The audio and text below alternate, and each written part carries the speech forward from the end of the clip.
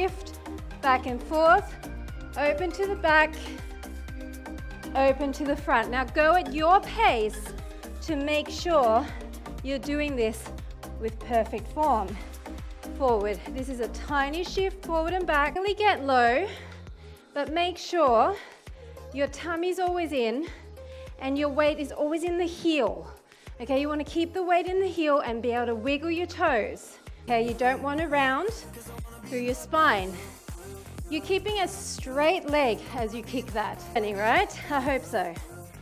And kick to the front. All the way tap, down and up, back in line, in and out, forward. So this here on the diagonal should be tough, right? Tap down.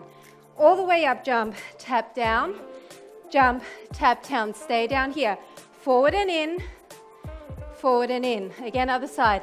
Forward and in, forward and in. Again, jump straight into it.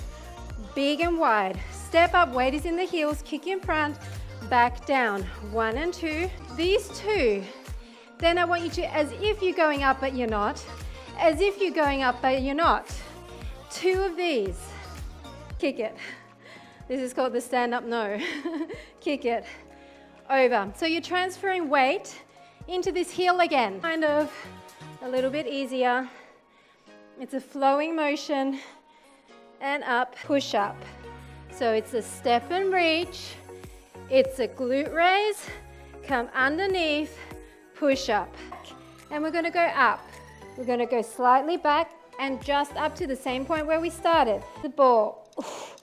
This should be so hard right now. Oof. 2, 1, hold the tuck, hold the squeeze. Can you release your hands?